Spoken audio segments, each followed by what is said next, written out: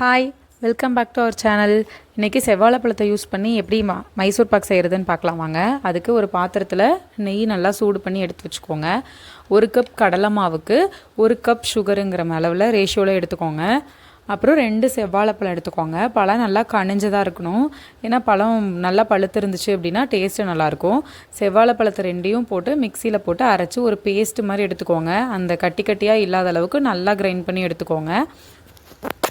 ஒவ்வொருத்தருக்கு செவ்வாழைப்பழத்தோட டேஸ்ட்டு பிடிக்காது. அப்படி இருந்தால் ரொம்ப கம்மியாக கூட நீங்கள் பழம் எடுத்துக்கலாம். 1 பழம் கூட எடுத்துக்கலாம்.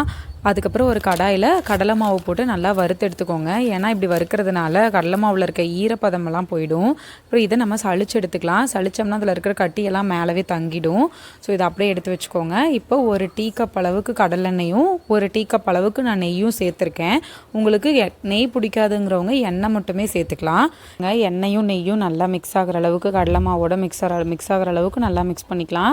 இதோட கன்சிஸ்டன்சி பார்த்திங்கன்னா ஒரு செமி லிக்விடாக இருக்கணும். எந்த ஒரு லம்ஸும் இல்லாத அளவுக்கு குட்டி குட்டி கட்டி கூட இல்லாத அளவுக்கு நல்லா மிக்ஸ் பண்ணி எடுத்து வச்சுருங்க.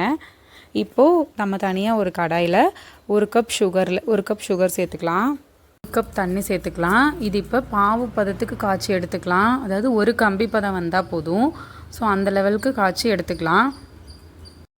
சுகர் பாவு பதத்துக்கு நம்ம காய்ச்சியாச்சு. அது ரெடி ஆகிடுச்சு. ஒரு கம்பி பதம் வந்துருச்சு. இப்போ நம்ம ஆல்ரெடி ரெடி பண்ணி வச்சுருக்க கடலை மாவு எடுத்து இதில் ஆட் பண்ணிக்கலாம். ஆட் பண்ணிவிட்டு கையெடுக்காமல் கிளறணும். அப்போ தான் வந்துட்டு அந்த கட்டியெல்லாம் எதுவுமே வராது. ஸோ கையெடுக்காமல் கிளறிட்டே இருக்கணும். ஸோ இப்படி நல்லா கையெடுக்காமல் கிளறிட்டே இருங்க.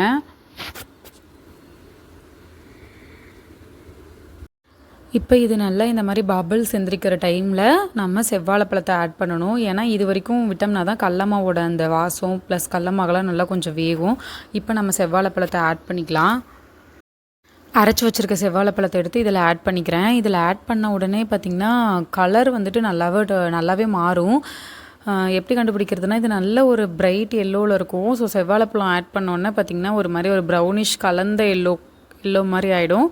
நல்லா கையெடுக்காமல் கலந்து விட்டுட்டே இருங்க. மறுபடியும் இப்போ ஆல்ரெடி நம்ம முன்னாடி செவ்வாழைப்பழம் போடுறதுக்கு முன்னாடி மைசூர் பாக் வந்துட்டு கொஞ்சம் கெட்டியாக இருக்கிற மாதிரி இருந்திருக்கும். இப்போ மறுபடியும் செவ்வாழைப்பழம் போட்டோன்னே மறுபடியும் நல்லா தண்ணியாட்டம் ஆகிற மாதிரி ஆகிடும். ஸோ இது நல்லா அல்வா பதத்துக்கு வரணும். சைடில் இருக்கிறதெல்லாம் எடுத்து விட்டு கிண்டிகிட்டே இருங்க. சைடில் இருக்கிறதெல்லாம் எடுத்து விட்டிங்கன்னா தான் அது வேஸ்ட்டும் ஆகாது. ப்ளஸ் அதுவும் இல்லாமல் அது ஒரு மாதிரி காஞ்சு போய் ட்ரையும் ஆகாது.